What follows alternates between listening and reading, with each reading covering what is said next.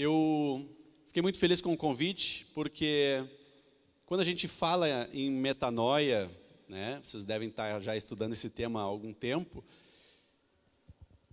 a gente se depara exatamente com uma transformação que vai além da nossa própria força. É isso que eu entendo, é isso que já, né, toca o meu coração quando eu leio essa palavra. Porque nós, com a nossa boa vontade, a gente pode fazer muita coisa, certo? Quem estuda aí assim, né, às vezes diz, não, esse final de semana eu vou estudar agora e vou conseguir tirar uma boa nota. Às vezes a gente se disciplina, né? Não, eu vou todos os dias na academia essa semana e tal, vou acordar cedo. Ou a gente pega um trabalho novo e baixa a cabeça ali e começa a investir naquilo. E é bênção, é legal isso. É um esforço que vale a pena. Mas quando se falamos, né, de metanoia, isso remete exatamente a quando nós chegamos no nosso limite e precisamos então de algo sobrenatural. Amém, gente?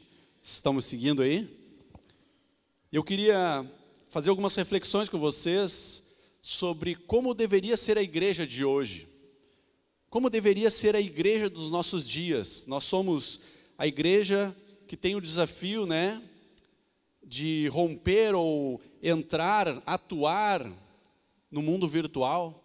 Isso é tão real hoje em dia. Nós não podemos ignorar isso. Se nós ignorarmos, nós vamos ser literalmente engolidos por isso. A gente não vai saber nem como aconteceu. Nós temos que sair na frente. A gente tem que entender, compreender como as coisas funcionam. O apóstolo Paulo diz, né, que nós não podemos de maneira nenhuma ignorar os desígnios do maligno. Nós não podemos imaginar que o príncipe deste século, o inimigo das nossas almas, não tem algo bem arquitetado para essa geração. E como então nós podemos nos posicionarmos, como nós podemos então atuarmos de maneira operante, eficaz, para que a gente faça e cumpra os propósitos de Deus para as nossas vidas. Eu acho que isso é muito pertinente nessa série que os pastores, né, estão sugerindo aqui. E ficou então comigo, né, o tema do amor. Eu acho que tem uma tela aí, né, que já fala sobre o amor, já diz que o que nós vamos falar nesta noite é sobre o amor. E eu queria trazer um texto para vocês que ele tocou muito a minha vida. É um texto muito forte para mim. E eu confesso também que eu lutei muito assim para ler esse texto, tá? Eu não gosto assim de trazer alguns textos, né? Muito fortes, não tem como eu descrever esse texto, né? Mas de fato Deus não me deu nenhum outro texto a não ser esse. Então vamos lá em 1 João 3, capítulo 3, versículo 10. Eu não sei se o pessoal consegue colocar aí os textos. Consegue? Ficou bem pequenininho, mas eu vou ler aqui para vocês. Quem tem a Bíblia no celular aí? Beleza. Quem trouxe a Bíblia de papel também? Ó, que legal. Então, 1 João, capítulo 3, a partir do versículo 10, diz assim: a diferença clara que existe entre os filhos de Deus e os filhos do diabo é esta: quem não faz o que é correto ou não ama o seu irmão não é filho de Deus. Obrigado. A mensagem que vocês ouviram desde o princípio é esta: que nos amemos uns aos outros. Não sejamos como Caim, que pertencia ao maligno e matou o próprio irmão. E por que o matou? Porque Caim fazia o que era mal, e o que o seu irmão fazia era bom. Meus irmãos, não estranhem se as pessoas do mundo os odeiam. Nós sabemos que já passamos da morte para a vida e sabemos isso porque amamos os nossos irmãos. Quem não ama ainda está morto. Quem odeia o seu irmão é assassino, e vocês sabem que nenhum assassino tem em si a vida eterna. Sabemos o que é o amor por causa disto. Cristo deu a sua vida por nós. Por isso nós também devemos dar a nossa vida pelos nossos irmãos. Como eu falei, esse texto começa falando sobre a diferença clara que existe entre os filhos de Deus e os filhos do diabo. E ali ele já coloca a questão do amor. E tem coisas que às vezes, talvez até, né, pela romantização do amor, através de filmes e séries, através, né, hoje em dia até daquele tipo de conteúdo que os principais influenciadores divulgam ou propagam, hoje em dia, a gente tem essa ideia romântica do amor, né? Quem talvez nunca sonhou em viver uma história de amor com o seu marido, com a sua esposa, com o seu namorado, né? Quantos de nós, às vezes, podemos nos pegar sonhando, né?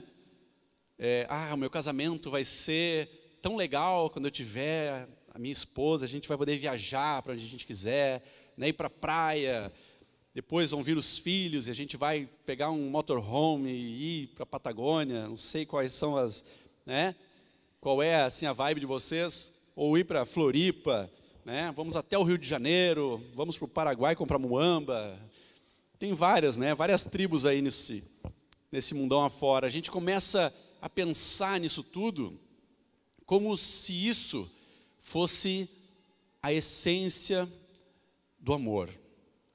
E, de fato, isso está ligado.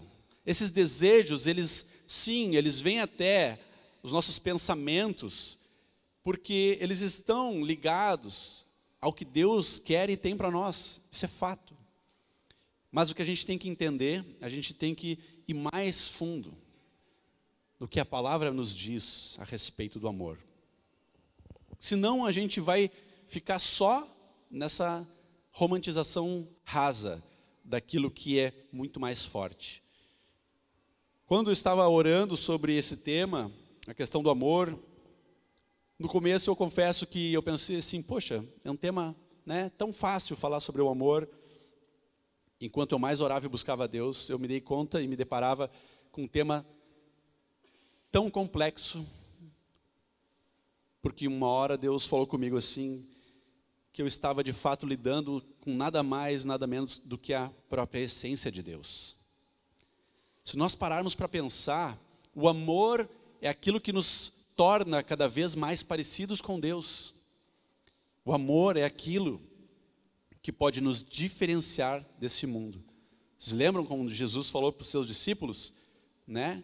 Que aquilo que nos diferenciaria das pessoas normais como discípulos de Cristo seria de fato se nós amássemos uns aos outros. Vocês lembram desse texto? Então, é algo assim que me toca muito, né? Quando a gente pensa sobre o amor. E eu queria fazer, né, uma analogia sobre o casamento. Acho que é um slide anterior a esse, que fala sobre como deve ser a igreja de hoje, né? Eu coloquei ali um exemplo que seria o casamento, né? O casamento, ele é feliz e bem-sucedido quando, né, o homem e a mulher, eles apenas são românticos uns com os outros, né? Ou quando eles cumprem a responsabilidade também que eles têm um com o outro. O que talvez, né, sustenta um casamento de verdade? Nós temos que pensar em como que as estruturas, até da igreja, elas se sustentam até hoje. Vocês estão aqui hoje porque tem famílias bem consolidadas ocupando esse espaço aqui e trazendo a mensagem de Deus para vocês. Vocês concordam comigo, se a família da liderança fosse uma bagunça, era difícil dar uma credibilidade às pessoas que ministram? Ia ser difícil, né? Vocês concordam comigo? Ia ser difícil. Isso talvez talvez muitos, né, tenham pensado sobre isso, mas lá no fundo, lá no subconsciente, é isso que vale. É isso que vale. Quando a gente pensa num relacionamento da igreja com Deus, né, da noiva com Cristo, esse relacionamento sim é baseado em amor. Mas será que é só naquele amor raso? Será que é só naquele primeiro amor? Ou é uma vida contínua de obediência, de gratidão e de devoção a Deus? Nós temos que pensar por que então, né? Por que então nós estamos aqui como igreja? Eu estou me curando de uma gripe, então minha garganta não está 100% ainda. Eu geralmente não tomo muita água, mas hoje eu não vou abusar da minha garganta. Então depois, né, quando nós falamos em amor, pode pular para o outro slide ali, fala Deus é amor. Quando nós falamos sobre este amor, nós temos que nos questionar, que amor é esse, né? Qual amor é esse? Por quê? Existem vários tipos de amor? Não sei. Filósofos falam sobre diversos tipos de amor. A palavra, né? Existem palavras gregas que definem de maneira diferente o amor. E eu não gostaria nem de entrar nisso. Porque, na verdade, são também teorias humanas. Mas, quando nós falamos sobre o amor, nós temos que pensar, né? Esse amor, ele é somente humano ou ele é divino? Vamos fazer uma reflexão. Quando Jesus, ele está falando também com os seus discípulos, né? Ensinando eles ali em Mateus 5. Primeiro começa com o Sermão do Monte, depois ele começa então, né, a revisar ali algumas leis que vinham lá de Moisés. E ele diz o seguinte: será porventura que nós temos algum crédito diante de Deus se nós amarmos aqueles que nos amam? Ou será que somente se nós amarmos os nossos inimigos, nós vamos cumprir o mandamento de Deus? É interessante quando nós fazemos um paralelo entre aquilo que Deus nos propõe e aquilo que o mundo nos propõe. Se nós fizermos, inclusive, um paralelo sobre a expectativa do mundo em relação ao anticristo. Hoje em dia, né, qual é o anseio deste mundo? Não é por uma solução mundial para as guerras, para a violência, para resolver as injustiças, tanta dor, né, em tantos locais. As ideologias políticas culpam uma a outra, dizendo não, né, é o capitalismo que é o culpado de tudo isso. Não, é o comunismo que é culpado. E a gente olha, né, uma guerra de fato acontecendo nos nossos dias, que todo mundo está acompanhando. Existem as bolhas que às vezes, né, elas nos sufocam tanto. E quando às vezes tu conversa com uma pessoa, e hoje de manhã eu estava no meu barbeiro, né, e aí ele começou a falar sobre algumas notícias, e eu comecei a falar sobre algumas outras notícias, e a gente percebeu em determinado momento que a gente não era da mesma bolha. Tudo que ele sabia eu não sabia, e tudo que eu sabia ele não sabia. Interessante isso. Quem é que já aconteceu isso com alguém aqui? Interessante isso, né? É muito legal quando a gente percebe que essas coisas estão acontecendo e Deus fala conosco. Tu tem que trazer essa pessoa para a bolha de Deus, para a minha bolha. Aqui tem uma outra tipo de, né, de ambiente, de notícia, que pode transformar a vida dessa pessoa. Nós começamos a falar sobre bolhas ideológicas e terminamos na bolha da fé. E é interessante, até o irmão aqui me falava também que ele é barbeiro e evangeliza muito, né, naquela cadeira ali de corte de cabelos e barba. Isso é bênção. Mas só vive isso quem tem o discernimento do que está acontecendo no mundo real e no mundo espiritual. Eu coloquei ali amor humano versus amor de Deus. Por quê? Porque se nós olharmos, né, aquilo que o mundo anseia, ele de fato é o quê? É sim também relativo ao amor, porque é um cuidado, é uma segurança. certo? É uma solução para os problemas mundiais, é uma unificação de uma liderança, de uma voz, que a Bíblia já falava isso há 2000 anos atrás, na verdade começou muito antes, né? Praticamente lá em Daniel, quase 3.000 anos atrás. A gente começa a entender o que a palavra diz a respeito do anticristo. E nós vemos muitas vezes dentro da igreja, pessoas com expectativas em homens ou em um amor puramente humano. Aquele amor que só ama e respeita quem o respeita. Que só gosta e se relaciona com quem gosta dele. Que só tem amizade com aquele que pode trazer algum benefício. Que gosta do pastor que não confronta os pecados dele. Será que muitas vezes a nossa expectativa em relação ao amor, ela está sendo mais humana do que sobrenatural? Do que divina? Essa é uma reflexão que eu vinha tendo nesses dias, onde eu orava então, né, sobre esse tema, porque eu vejo que quando nós olhamos para algumas pessoas dentro da palavra, nós começamos a entender a maneira que Deus opera, a maneira que Deus usa as pessoas.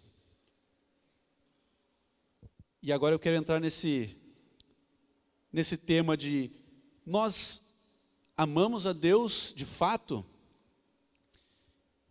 Ou só nós viemos aqui para sermos amados e sentirmos o amor de Deus? Porque uma coisa é nós sabermos o que é o amor e qual a expectativa que nós podemos ter em relação ao amor de Deus, e outra coisa é o que nós vamos fazer com esse amor. Muitas vezes eu mesmo falei, né, que o amor ele não era apenas um sentimento, mas o amor era de fato então um mandamento, era uma decisão, porque estava lá nos 10 mandamentos, né? Não está lá em Êxodo 20? Amai a Deus com todas as tuas forças, e ao próximo como a ti mesmo.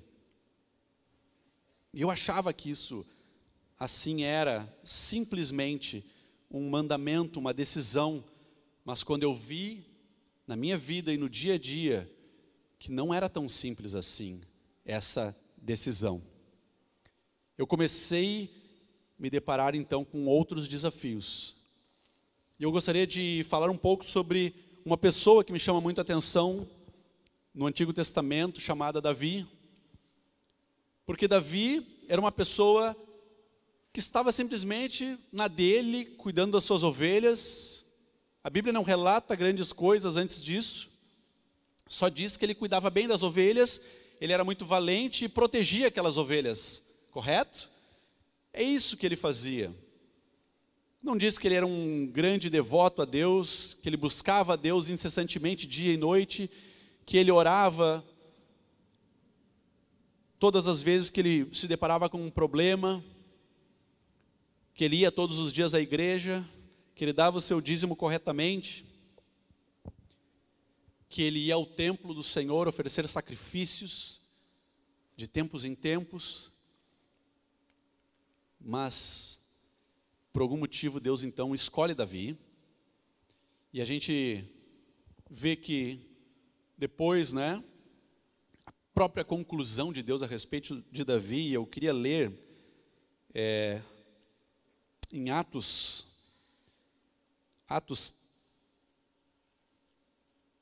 por algum motivo, esse texto não está anotado aqui, mas vamos achar ele aqui.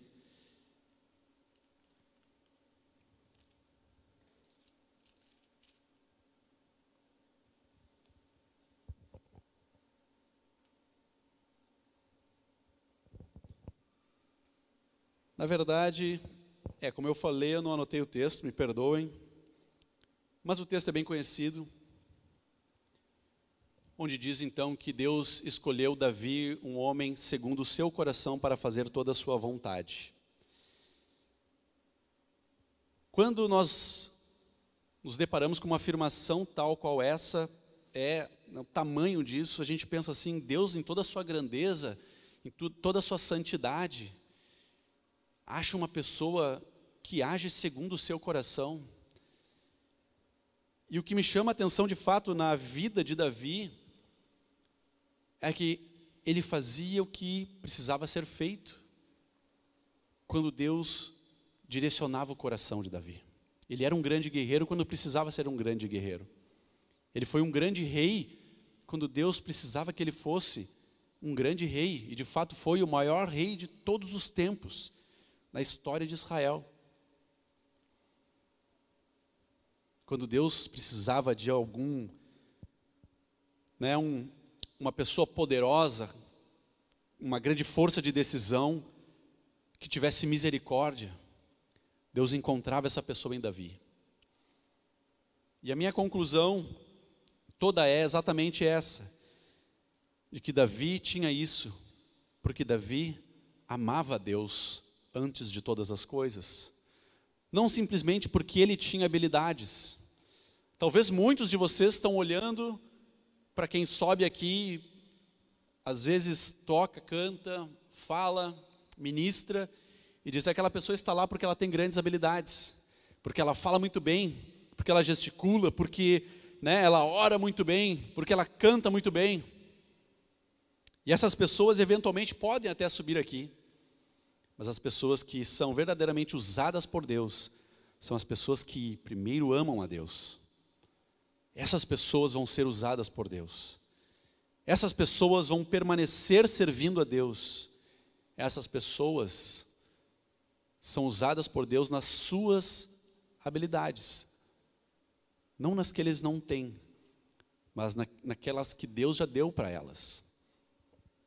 Porque Davi é uma pessoa que, como eu falei, se olhasse para os seus irmãos, por exemplo, dentro da sua própria casa, grandes guerreiros, pessoas, diz que eles eram altos, bonitos e tal, grandes guerreiros, e Samuel, quando vai então até a casa de Jessé, o pai de Davi, ele se perde ali, diz assim, não, certamente está diante do Senhor o seu ungido, aquele que Deus escolheu, está aqui o cara, talvez até enganado pela aparência que Saul tinha, diz que Saul, do ombro para cima, ele era o mais bonitão de todos.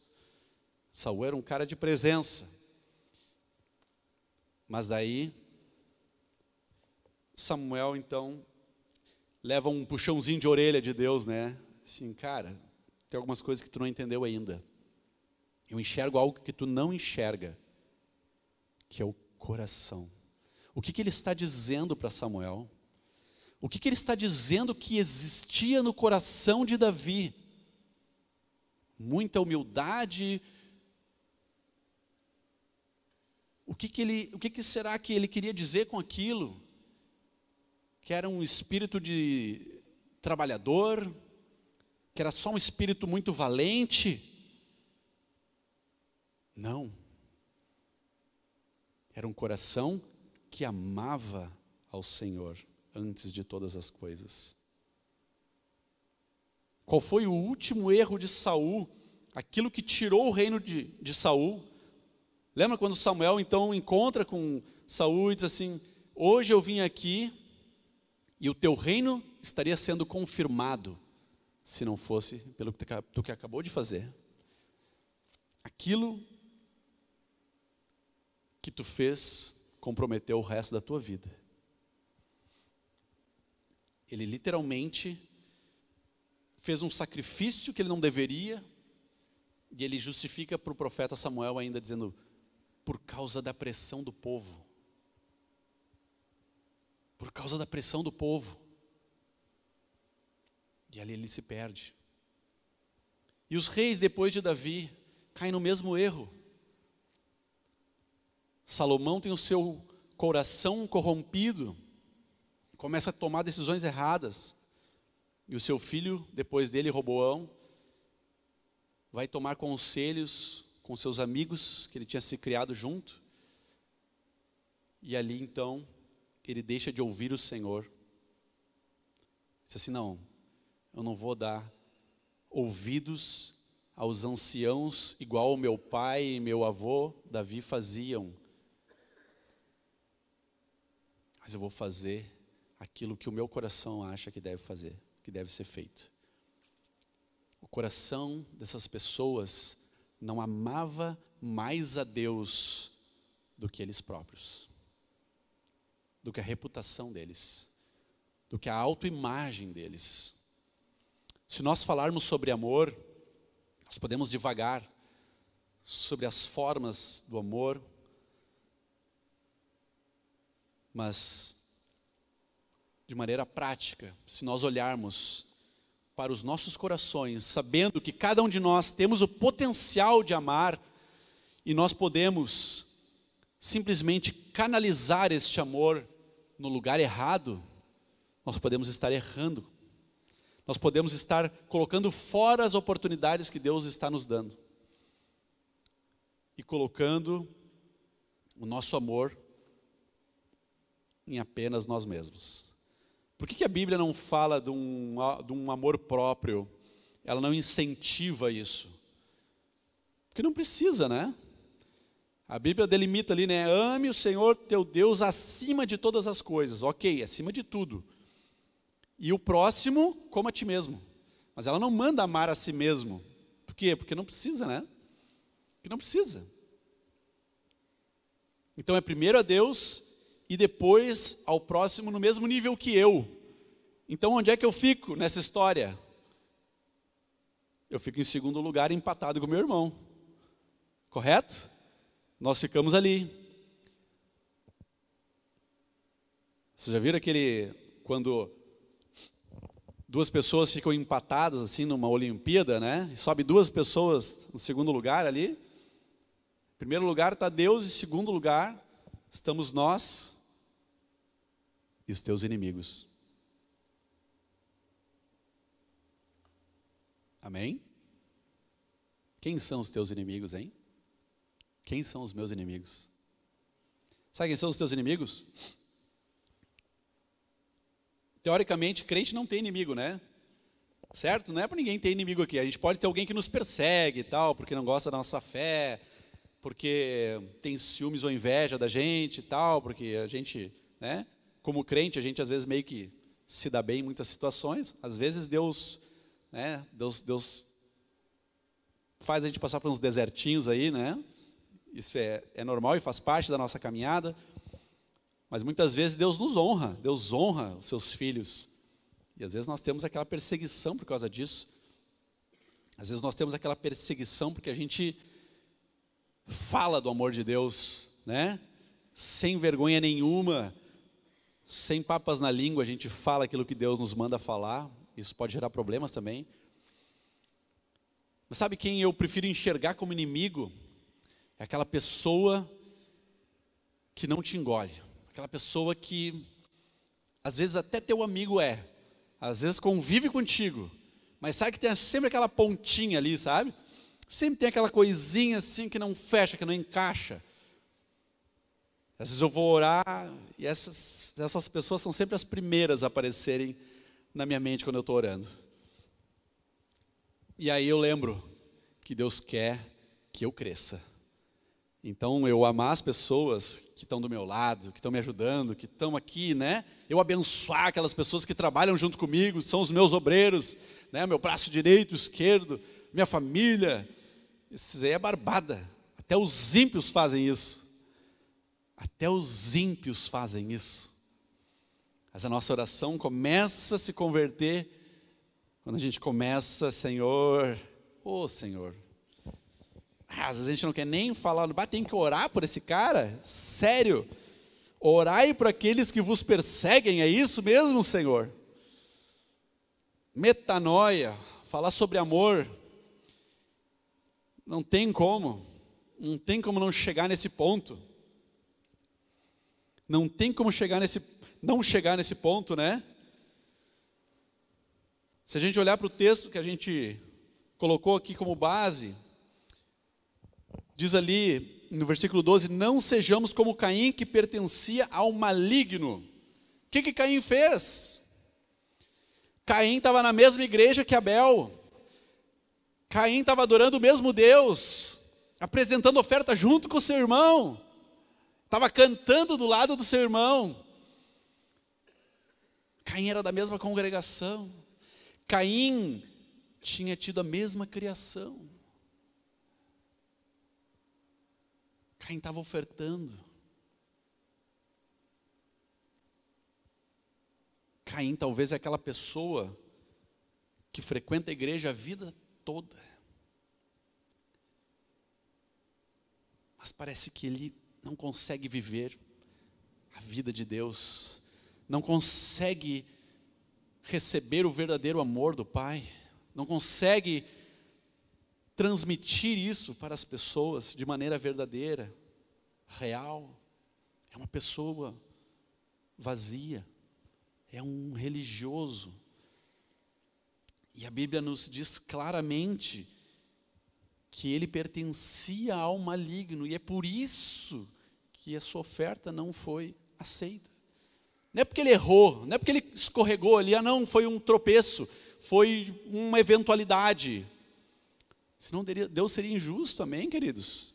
Senão Deus seria injusto. Só que Deus não é injusto.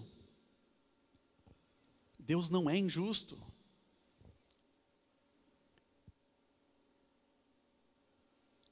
Agora o texto diz claramente que quem não tem condições de amar as pessoas com o verdadeiro amor de Deus, essa pessoa ainda está morta. E Deus não está ofendendo ninguém aqui. Deus não está ofendendo nenhum de nós. Ele só está dizendo que o contrário é verdadeiro. Que quando nós temos um coração que ama a Deus, nós recebemos então este amor reciprocamente de Deus. E este amor apenas que vem de Deus, ele é transmitido às outras pessoas. Por isso que o mandamento ele é impossível de ser cumprido se nós não recebermos antes esse amor de Deus. Se nós não recebermos o amor que vem do Pai, se nós não formos alcançados pelo amor de Cristo, nós jamais teremos a vida verdadeira em nós. Nós jamais poderemos amar como Deus nos amou. Nós jamais poderemos levar a verdadeira fé, o Evangelho, às pessoas que estão perdidas. Se metanoia quer dizer transformação de mente, nós temos que refletir sobre essas coisas. Nós temos que pensar o quanto do amor de Deus nós temos buscado em nossos corações. Eu queria ler um texto que está em João 21:17. João 21:17.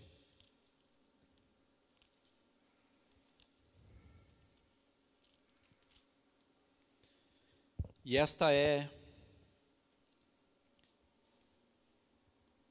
uma das últimas cenas onde nós vemos Jesus aqui na terra. É o diálogo de Jesus com Pedro. E ele está falando algumas coisas, então, com uma das principais pessoas que ficaria aqui na terra para proclamar as verdades do Senhor.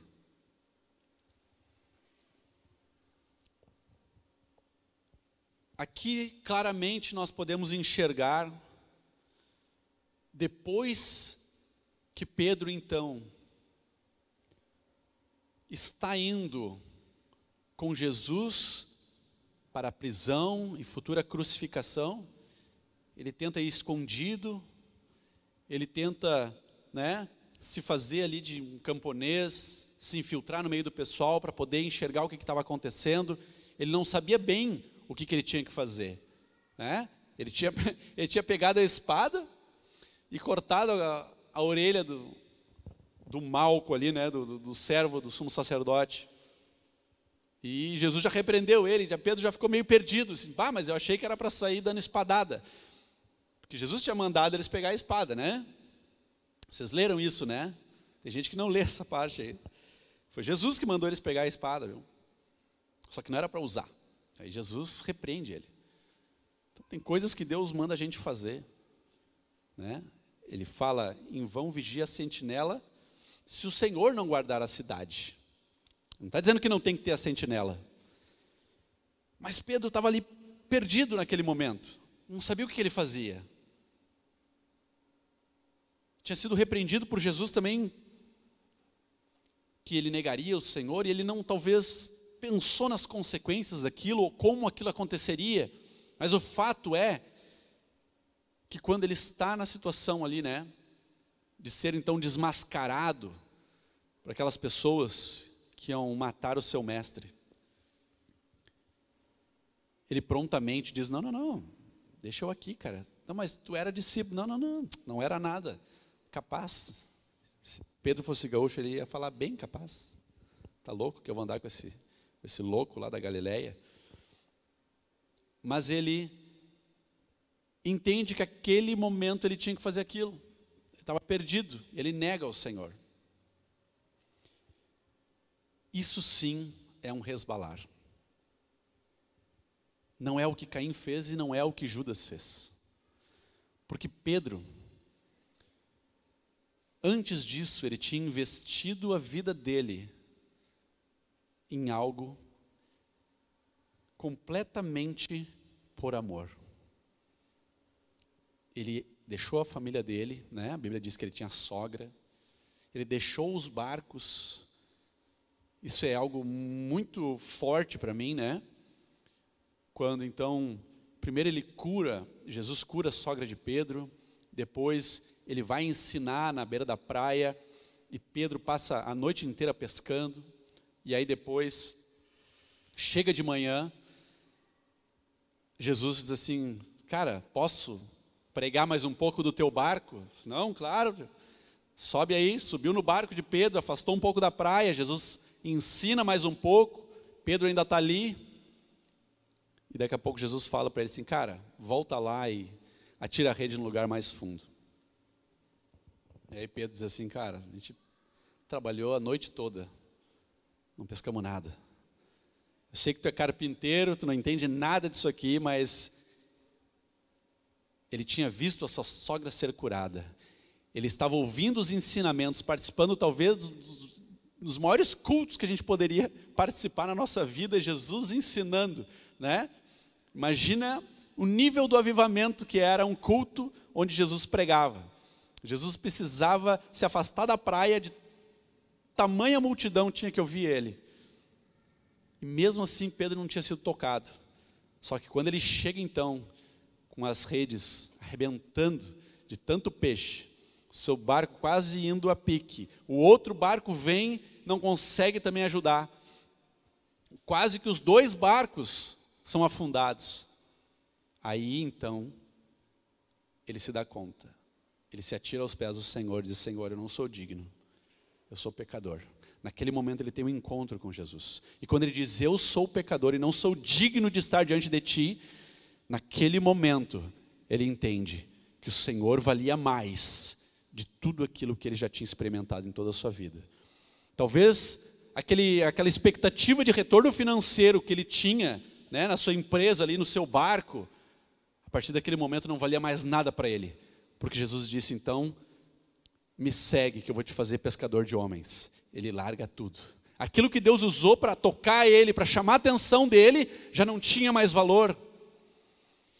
Se a gente olhar para Caim, por que Caim não deu a melhor oferta? Porque o coração dele estava naquelas coisas, ele não podia dar o melhor para o Senhor, porque o coração de Caim estava ligado a essas coisas. Por que Saul não pôde esperar pelo profeta Samuel? Porque o coração dele estava ligado à sua própria reputação, à sua imagem, aquilo que as pessoas esperavam dele como grande rei. Por que que será que nós não estamos ainda fazendo a vontade de Deus? Aonde está o nosso coração que ainda não está nas mãos do Senhor, que quer nos usar com poder, que quer nos usar para glorificar o nome dEle e não o nosso? Aonde está o nosso coração, que nós não conseguimos enxergar a grandeza do Deus que nos salvou e está aqui nesta noite para tocar as nossas vidas? Aonde está o nosso coração? Por que Judas não entendeu isso? Pedro entendeu e Judas não. Porque Judas queria algumas moedinhas de prata. Ele achava que aquelas moedinhas valiam mais do que o dono da prata e do ouro, que estava diante dele durante 3 anos. E mesmo assim, seu coração não estava no Senhor, que ele estava andando junto. Será que nós estamos na igreja e o nosso coração está amando a Deus? Será que o amor que nós temos potencial para dispensar, ele está canalizado na direção correta? Ele está apostado em quem de fato tem o devido valor? Meu irmão, minha irmã, deixa eu te dizer uma coisa: não há nada mais precioso do que o Senhor. Não há nada mais valioso do que o Senhor. Não há nada que valha mais a pena nas nossas vidas do que entregar as nossas vidas a esse Deus maravilhoso e deixar que Ele faça o resto. Eu sei que tu pode ter planos para o teu futuro, com quem tu vai casar, a tua profissão, mas em muitos momentos da nossa vida Deus vai nos pedir algumas coisas. E é nesses momentos que nós vamos provar o nosso amor. Se nós amamos mais a Deus do que toda e qualquer coisa, e vamos cumprir o primeiro mandamento, ou nós estamos amando outras coisas, que muitas vezes as pessoas não enxergam, só nós sabemos. Lembrem que Caim era da mesma igreja que Abel. Judas era da mesma célula que Pedro.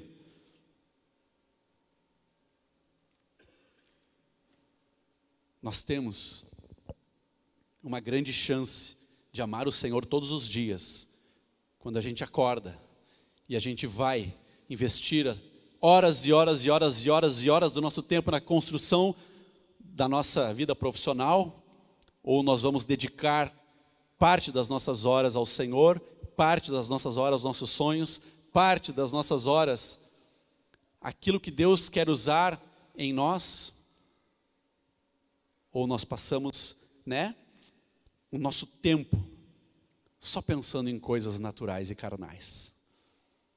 O nosso amor, ele é humano ou ele é divino? João 21:17 diz: e perguntou pela 3ª vez: Simão, filho de João, você me ama?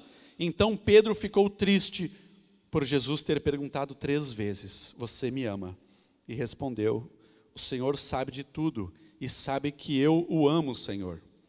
E Jesus ordenou: tome conta das minhas ovelhas. O que acontece aqui? Quando Jesus então olha para uma pessoa que recém tinha caído, tropeçado, e diz assim: cara, vem aqui. O que tu recebeu nesses anos tem um fim. E porque tu me ama, tu vai apacentar as minhas ovelhas. Não existe amor sem comprometimento.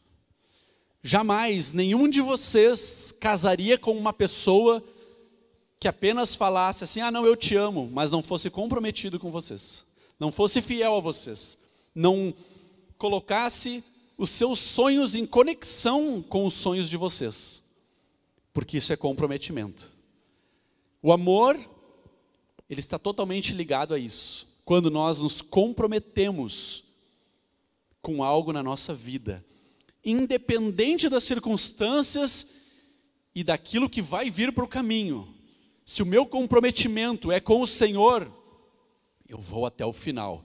E é isso de fato que prova que eu amo Ele acima de todas as coisas. Aleluia. Gostaria de chamar a banda né? Pode subir. Eu quero orar nesta noite, abençoar a tua vida.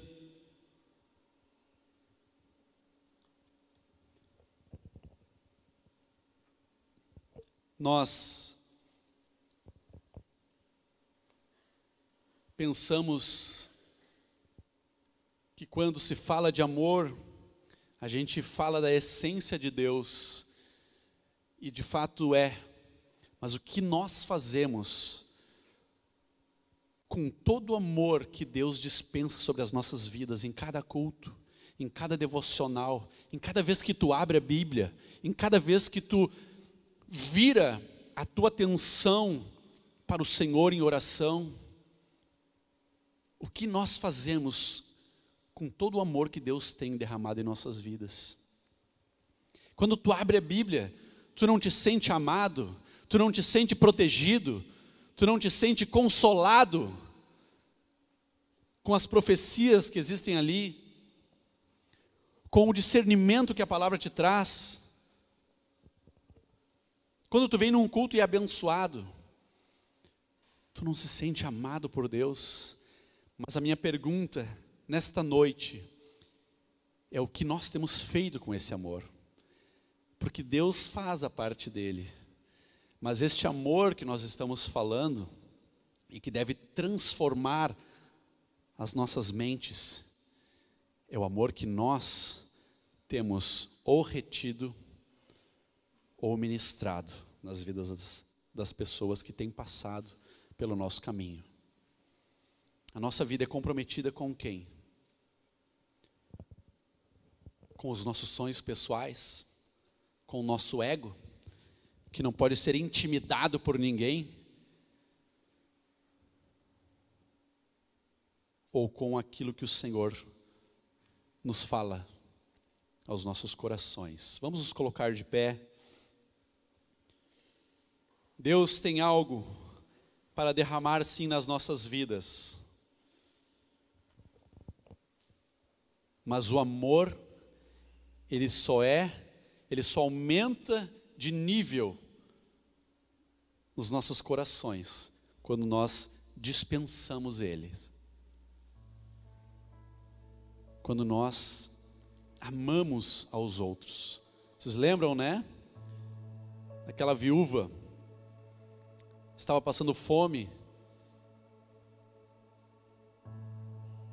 e o profeta Eliseu então vai até lá, na sua casa, e ela tinha apenas um pouco de azeite, e ela diz assim, quando o profeta pede para que se faça um pão para ele, ela diz, eu ia fazer só um pão para mim, para o meu filho, porque não tem mais nada aqui em casa, a gente ia comer esse último pão e ia morrer, que a gente não tem mais esperança. E o profeta assim, pediu então que ela trouxesse vasilhas para que se multiplicasse o azeite. E enquanto havia vasilhas vazias, não parou o azeite. Esse é o modus operandi de Deus. Enquanto você estender a tua mão para levar o amor de Deus às pessoas, sempre vai haver amor, amém? Sempre vai haver amor. Muitos aqui acham, como eu falei no começo, que Deus te chamou por causa das tuas habilidades. Mas não, Deus te chamou porque Ele conhece o teu coração e sabe que tu ama Ele. E é com ou sem habilidades, Ele quer te usar, simplesmente pela soberania da sua vontade. Creia nisso nesta noite.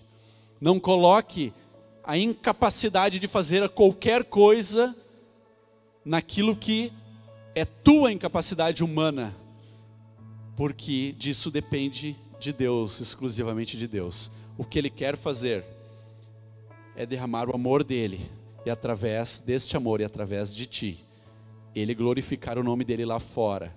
Aleluia. Vamos fechar os nossos olhos, vamos orar ao Senhor nesta noite, vamos entregar os nossos corações, sabendo que nós estamos aqui para um propósito. Obrigado, Pai, por esta noite, porque podemos ouvir, Senhor, as Tuas palavras, Senhor, e sabemos que estamos aqui, porque um dia Tu nos chamaste, Senhor. Um dia, Senhor, Tu tocou cada um dos nossos corações, E tu, Senhor, não fez isso em vão. Tu não fez isso, Pai, simplesmente para tomar o nosso tempo, mas porque tu tens um propósito. E quão grande é este propósito, Senhor, de glorificar o teu nome através, Senhor, das nossas vidas, Pai. Que, Senhor, nesta noite a nossa mente venha se abrir para Ti, para entendermos que o amor que Tu nos dá, que o amor que Tu derrama em nossas vidas, ele tem um propósito. Ele tem, Senhor, uma direção, ele tem um foco, que o amor pelos perdidos, que o amor por aquele que sofre, venha ser agora uma chama em cada um dos nossos corações, Pai. Que venhamos abandonar, Senhor, as nossas vidas e os nossos próprios sonhos, Pai, para Te servir, para Te amar acima de todas as coisas. Que, Senhor, a partir de hoje, seja uma decisão de, Senhor, Te colocar acima dos nossos desejos, acima dos nossos temores, acima das nossas limitações, acima da nossa humanidade, Pai.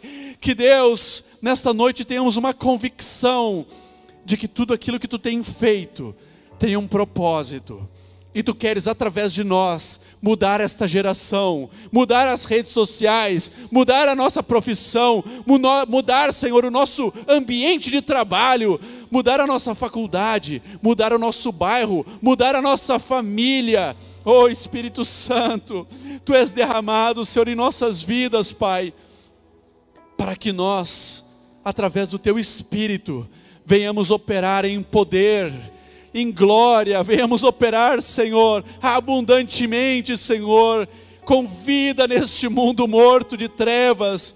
Oh, quando é que nós vamos confiar no Teu poder? Quando nós vamos tomar autoridade sobre as trevas? Oh, Pai, quando, até quando, Senhor, nós vamos nos humilhar diante de Ti e saber que não há nada, Senhor, que possa impedir o Teu agir, que não há poderes humanos ou malignos que possam impedir os Teus propósitos e os Teus sonhos para nós. Até quando, Senhor, nós vamos duvidar? Até quando, ó Pai, nós vamos deixar de nos derramarmos diante de Ti, Senhor, e desfrutarmos do Teu amor? Aquele amor que nos enche, é o amor que um dia vai ser dispensado àqueles que nos cercam, àqueles que precisam da Tua palavra. Pai, eu abençoo cada jovem nesta noite. Deus, em nome de Jesus, que Tu derrames a Tua autoridade nesta noite, Pai. Vem usar poderosamente cada jovem, Senhor, em seu local de trabalho, em seu, Senhor, seu ambiente de vida, em sua rotina, Pai. Em nome de Jesus, derrama dons nesta noite. Que o Teu amor, Pai, venha a ser multiplicado em cada coração, Pai. Que nesta noite, cada jovem aqui, Senhor, se entregue completamente nas Tuas mãos e seja usado poderosamente nas Tuas mãos, Pai, para glorificar o Teu nome. Que cada vida aqui, cada coração seja completamente devoto a Ti, Pai. Venhamos, Senhor, a cada dia nos humilharmos diante de Ti, nos derramarmos diante de Ti, Pai, sabendo que não somos nada sem Ti e que tudo dependemos, aleluia, única e exclusivamente da Tua vontade e do Teu Espírito. E nós Te damos glória nesta noite, nós Te exaltamos, aleluia, Te glorificamos, Pai. Glórias e glórias e glórias e glórias a Ti, Senhor, aleluia.